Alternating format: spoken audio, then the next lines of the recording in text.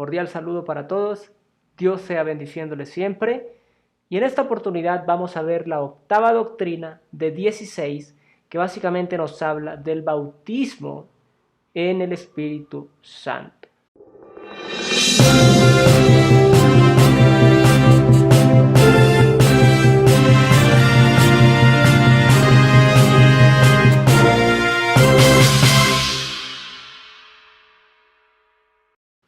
Efectivamente, existen dos bautismos, el bautismo en agua y el bautismo más importante en el Espíritu Santo. Y vamos a ver el primer texto bíblico para entrar en contexto, que lo encontramos en Hechos 1, 4 al 5, que nos dice: y estando juntos les mandó que no se fueran de Jerusalén, sino que esperasen la promesa del Padre, la cual les dijo: oísteis de mí. Porque Juan ciertamente bautizó con agua, mas vosotros seréis bautizados con el Espíritu Santo dentro de no muchos días. Bien, acá básicamente nos dice que el bautismo del Espíritu Santo es la promesa de Dios básicamente para los que creen en Jesucristo. Y yo quiero que tú me sigas en esta doctrina, porque esta doctrina destruye muchos argumentos, muchas herejías y malas interpretaciones, porque tenemos que partir desde un principio. Si no creemos en el Espíritu Santo, no podremos ser bautizados por Él, porque el que se acerca a Dios es necesario que crea que Él existe y que es galardonador de los que le buscan, dice la palabra de Dios. Entonces, si tú eres una persona que en tu doctrina no crees en el Espíritu Santo, como algunos que se hacen llamar o son llamados Jesús solos, yo te invito verdaderamente de que recapacites y dejes de andar repitiendo lo que allá te enseñaron, porque yo he discutido con personas de esa creencia y básicamente lo que repiten es lo que les enseñaron, pero no le permiten al Espíritu Santo obrar en su vida y convencerlos, revelarles. Porque el Espíritu Santo, la existencia del Espíritu Santo en la realidad del universo, es algo indiscutible. La única manera es que tú cojas la Biblia y taches decenas de versículos para que saques al Espíritu Santo.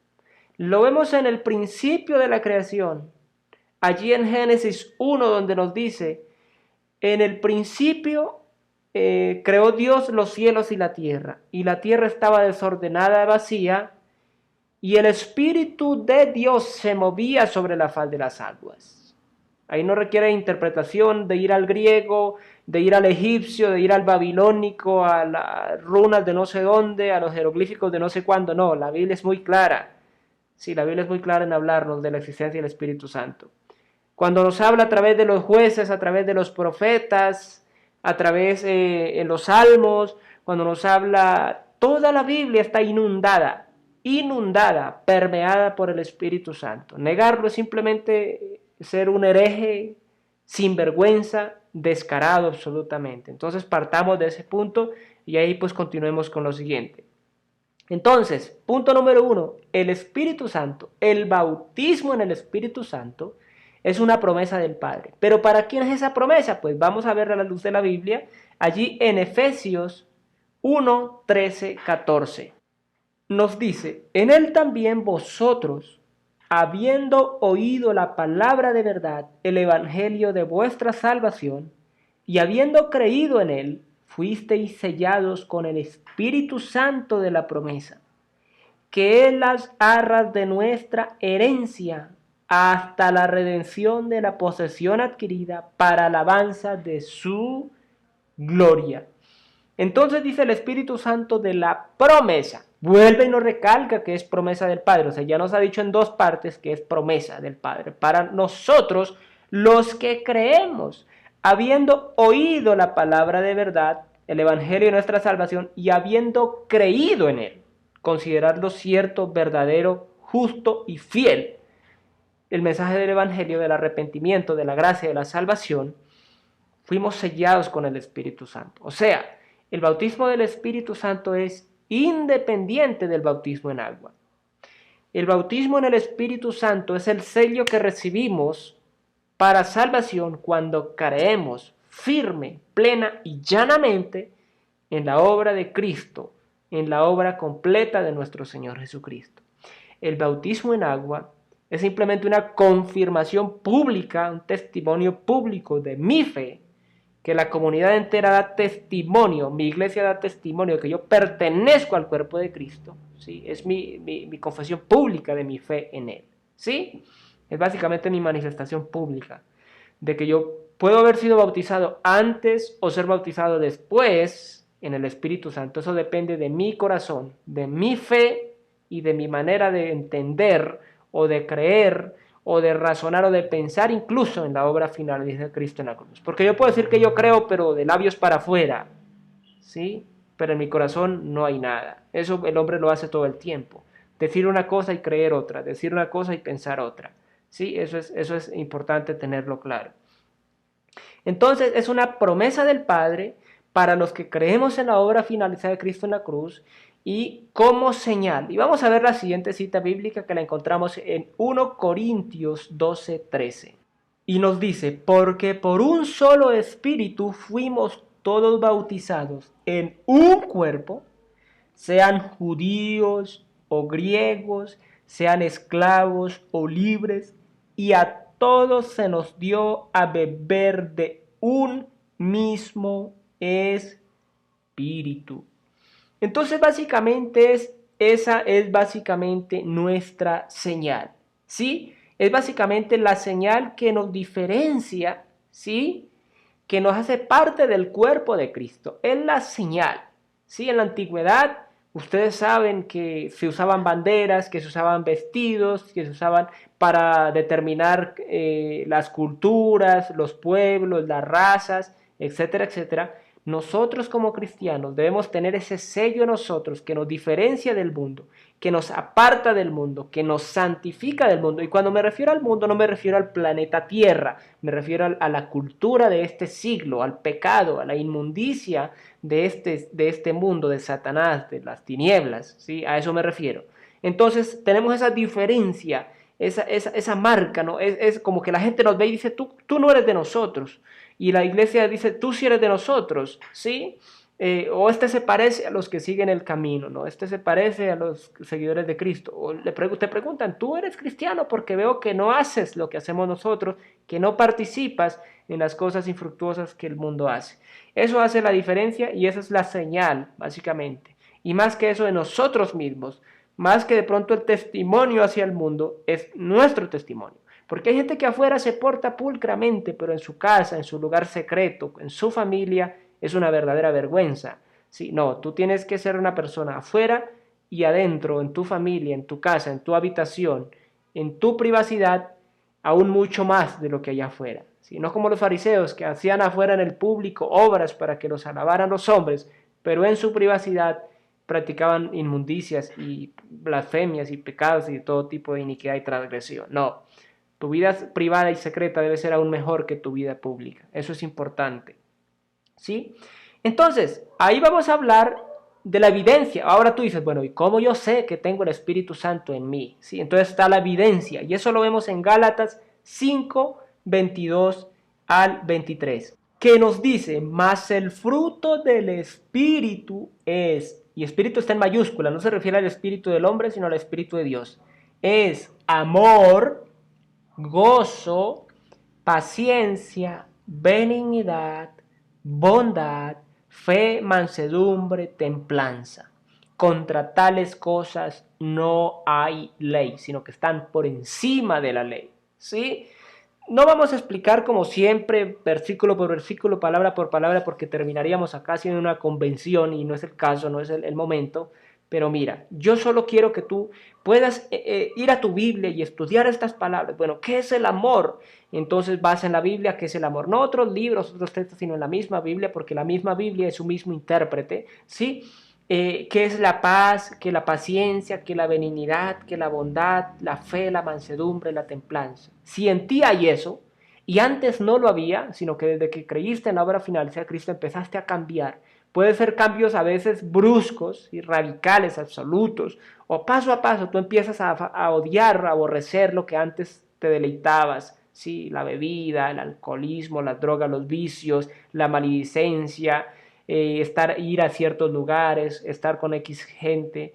Todo eso empiezas a alejarte de eso. Eso quiere decir que el Espíritu Santo está haciendo la obra en ti. Y esos son los frutos. Porque un cristiano que lleve tiempos en una iglesia y siga siendo la misma persona de antes, maldiciente, enojón, hiriente, mentiroso, engañador, burlador, ahí no hay obra del Espíritu Santo. Es simplemente un sepulcro blanqueado, como decir Señor, pero por dentro está lleno de huesos de muerto y de inmundicia, como los fariseos o los religiosos del tiempo de Jesucristo. Pero si tú eres una persona que puedes ver el cambio, que la familia te dice, wow, has cambiado, eres mejor, ahora sí visitas a tus padres, ahora sí no respondes mal por mal, ahora sí cumples tu palabra, qué bueno, te felicito. Eso quiere decir que el Espíritu Santo está haciendo la obra en ti y tienes la muestra, la evidencia de que verdaderamente estás bautizado por el Espíritu Santo. Entonces, el fruto es el resultado básicamente de ser guiado por el Espíritu Santo, ¿sí? Porque el Espíritu Santo es el que te lleva por ese camino, ¿sí? Entonces vamos a ver otra cita en 1 Corintios 6, 19 al 20 y nos dice, ¿o ignoráis que vuestro cuerpo es templo del Espíritu Santo, el cual está en vosotros, el cual tenéis de Dios y que no sois vuestros? Porque habéis sido comprados por precio. Glorificad pues a Dios en vuestro cuerpo y en vuestro espíritu, los cuales son de Dios. Y ahí habla pues del Espíritu Santo, pero al final vuestro espíritu pues es nuestro espíritu, el espíritu del hombre, el que nos hace seres humanos, nos hace hombres. Mira, ahí nos dice básicamente cuál es el objetivo del Espíritu Santo. Nos está diciendo que nuestro cuerpo es templo del Espíritu, o sea, debe ser santificado. Por eso la doctrina anterior es la santificación. ¿Sí? Eso nos va haciendo más parecidos a Cristo, nos va creciendo en el testimonio y en la vida cristiana y en la vida verdaderamente fiel y fidedigna. Ahora, como resultado del bautismo del Espíritu Santo y de la vida piadosa, vienen lo que conocemos los dones. Y los dones podríamos hablar muchísimo tiempo, pero yo voy simplemente a enumerarlos para que tengamos algo muy claro. En 1 Corintios 12, vamos a ver desde el versículo 7, pero a cada uno le es dada la manifestación del Espíritu para provecho, porque a este es dada por el Espíritu palabra de sabiduría, a otro palabra de ciencia según el mismo Espíritu, a otro fe por el mismo Espíritu, a otro dones de sanidades por el mismo Espíritu, a otro el hacer milagros, a otro profecía, a otro discernimiento de espíritus, a otros diversos géneros de lenguas y a otra interpretación de lenguas. Pero todas estas cosas las hace uno y el mismo Espíritu, repartiendo a cada uno en particular como Él quiere. Ahí habla básicamente de todos los dones que existen dentro de la iglesia dados por el Espíritu Santo. Sí, ahí no requiere mayor explicación. Cada uno tiene su explicación, tiene su uso, tiene su aplicación dentro de la iglesia, pero no vamos a entrar en materia porque nos demoraríamos mucho aquí. Pero hay algo muy importante que lo vemos en 1 Corintios 13, 8 al 10, y nos dice, el amor nunca deja de ser, pero las profecías se acabarán y cesarán las lenguas y la ciencia acabará, porque en parte conocemos y en parte profetizamos, mas cuando venga lo perfecto, entonces lo que es en parte se acabará. Versículo 13, y ahora permanecen la fe, la esperanza y el amor, estos tres, pero el mayor de ellos es el amor. O sea, con que sea profeta no significa que tenga el Espíritu Santo. Con que sea hacedor de milagros no significa que tenga el Espíritu Santo. Con que hable en lenguas no significa que tiene el Espíritu Santo solamente. La evidencia más radical de la existencia del Espíritu de una persona es el amor. Las obras en el amor, en el verdadero amor. Y ya. La clasificación de los dones, no vamos a entrar en materia, pero yo lo que quiero que tú te lleves de esta doctrina es, el Espíritu Santo es una realidad. Es la tercera persona de la Trinidad. Creas o no en la Trinidad, debes entender esta parte. El Espíritu Santo es una persona real de la Trinidad. Ahora, existe y se recibe nosotros, lo recibimos nosotros cuando creemos en la obra final, sea Cristo con la cruz, y nos acompaña hasta la eternidad. ¿sí? Nos lleva a cambiar, a corregirnos, muestra en nosotros la evidencia, los frutos de nuestra salvación y nuestra santificación. Eso es básicamente lo que tú debes entender. Ahora, si hay falencia respecto a lo que has escuchado aquí, inspirado en la palabra de Dios, en tu vida, debes ir a la raíz del problema, por medio de la santa palabra de Dios y la oración en el Espíritu Santo, buscar revelación y buscar que Él te guíe y te instruya y te corrija para cambiar tu vida a mejor. Nos vemos en la siguiente doctrina. Dios les bendiga siempre y siempre adelante de la mano de Dios.